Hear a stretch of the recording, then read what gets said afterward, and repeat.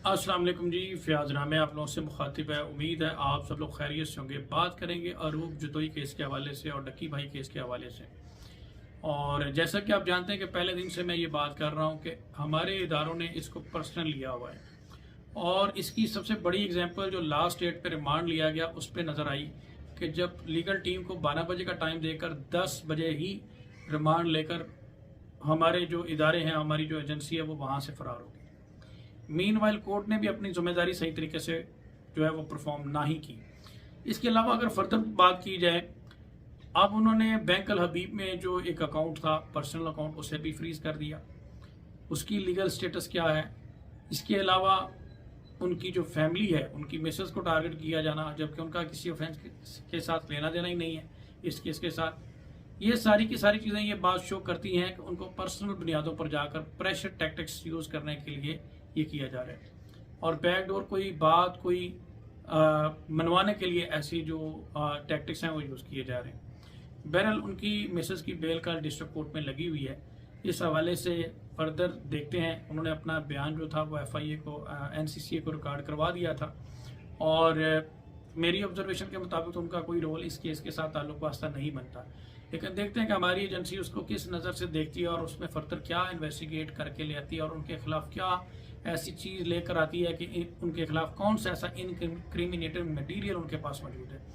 क्योंकि कल हमारी एजेंसी को ये साबित करना होगा कि अगर उन्होंने इसको नामजद किया है उस एफआईआर में, तो उनके पास क्या ऐसा इनक्रिमिनेटिंग मटीरियल है। अगर उनके पास ऐसा कोई इनक्रिमिनेटिंग मटीरियल नहीं है तो ये बेल कंफर्म भी हो सकती है। और अगर वो कोई ऐसी चीज़ ले आते हैं तो ये फर्दर फिर इसमें कोई अलार्मिंग सिचुएशन भी क्रिएट हो सकती है। तो ये दोनों पॉसिबिलिटीज़ हैं। ज़्यादातर जो मेरी ऑब्जर्वेशन है, इनको जो है वो बेल मिल जाएगी और ये मैटर जो है वो बेल कंफर्मेशन की तरफ जाएगा।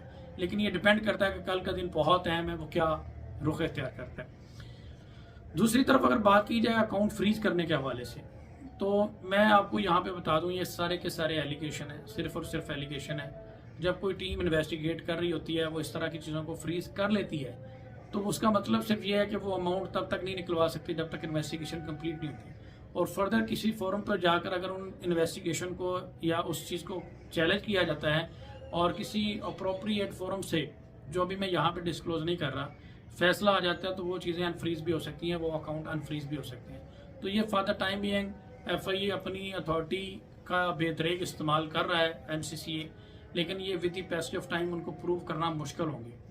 मीनवाइल कुछ और एक दो चीज़ें हैं कि अब एनसीसीए के पास मनी लॉन्ड्रिंग के हवाले से भी इख्तियारात आ गए हैं।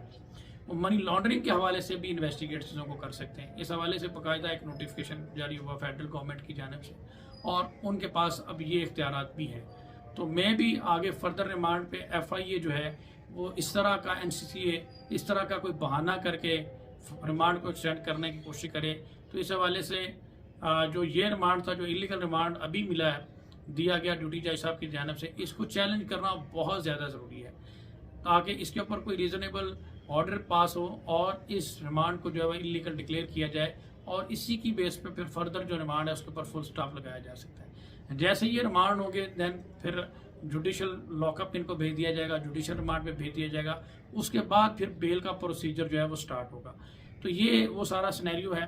बहरहाल ये केस जो है, इसमें एक चीज़ क्लैरिटी होगी कि अब इसमें ट्रायल का जो प्रोसीजर है वो ज़रूर इनिशिएट होना है, क्योंकि जो इसमें डिस्चार्ज की जो एक था एलिमेंट, किसी भी मुकदमे से किसी अक्यूज पर्सन को जो डिस्चार्ज करने की पावर होती है जज साहब के पास, रिमांड को टर्न डाउन करके उसको जो है वो डिस्चार्ज करने की जो पावर होती है, वो राइट उन्होंने वहाँ पे वो रिक्वेस्ट टर्न डाउन कर दी थी। अब दोबारा ये राइट इन्वोक नहीं किया जा सकता। अब ये ट्रायल के जिस तरह से चीज़ों में रिकवरी होगी, अब ये मैटर ट्रायल की तरफ जाएगा। ये चीज़ें तब क्लियर होंगी जब इन्वेस्टिगेशन का प्रोसेस पूरी तरह से कंप्लीट होगा। मीनवाइल एक और टिकटॉकर हैं, एमन जमान, जो कि तकरीबन 7.6 मिलियन के करीब उनके फॉलोअर हैं।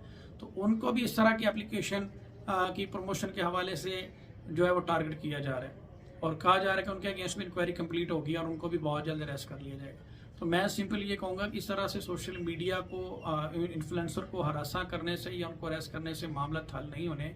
आज भी 6x's और XXX जो एप्लीकेशन है बैटिंग ऐप वो चल रही हैं, मुख्तलिफ़ जगहों पे उनकी प्रमोशन हो रही है, मुख्तलिफ़ इवेंट पे उनकी प्रमोशन हो रही है।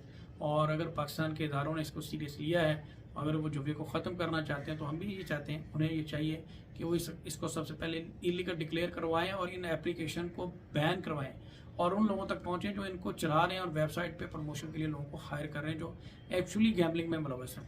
ना कि आप सोशल मीडिया इन्फ्लुएंसर को टारगेट करके एक एग्जाम्पल बनाएं, उनको भी होना चाहिए लेकिन उनको उतना उस हद तक होना चाहिए जितना उनका रोल बनता है। क्रिमिनल लॉ का एक बड़ा बेसिक प्रिंसिपल है कि अगर किसी केस में कोई क्रिमिनल इंटेंशन नहीं है, कोई मैलाफाइड इंटेंशन नहीं है, कोई बैड इंटेंशन नहीं है, तो ऑफेंस मेड आउट नहीं होता, जुर्म साबित नहीं होता। तो अगर इसमें ये इन केसेस में जाके आगे जाके ये साबित हो जाता है कि जितने भी एक्ट हुए हैं ये आप इसको नेग्लिजेंस तो कह सकते हैं लेकिन ये क्रिमिनल इंटेंशन ही नहीं है इनमें, तो फिर आप जुर्म साबित कैसे करेंगे? तो मेरी नज़र में ये सारे के सारे केसेस हवा में लटक रहे हैं। केसेस प्रमोशन के हवाले से बनाए गए हैं, सेक्शन फ्रॉड के हवाले से लगाए गए हैं और इन्वेस्टिगेशन मनी लॉन्ड्रिंग के हवाले से हो रही है। तो ये इनका कोई सर पैर नहीं है। एक बेसलेस सी फाउंडेशन तैयार करने की कोशिश की जा रही है जिसमें हमारे इदारे पूरी तरह से नाकाम होंगे और during the course of investigation ये सारे के सारे मुकदमात जो हैं वो उड़ जाएंगे। मैं इस केस के हवाले से अपना जो बेहतर और पॉजिटिव रोल है वो प्ले करता रहूँगा। इस केस के हवाले से कुछ इंपॉर्टेंट पॉइंट, कुछ इंपॉर्टेंट लॉ पॉइंट इंशाल्लाह आने वाले वक्त में आप लोगों के साथ शेयर करूँगा और अपनी इंडिपेंडेंट कैपेसिटी में ये इन एप्लीकेशन के हवाले से और इसकी रोकथाम के हवाले से इंशाल्लाह आप देखेंगे कि बहुत वाइटल रोल प्ले करूँगा जो पूरी दुनिया देखेगी। आप सब लोगों का बहुत शुक्रिया। अपना ख्याल रखिएगा, दुआ में याद रखिएगा।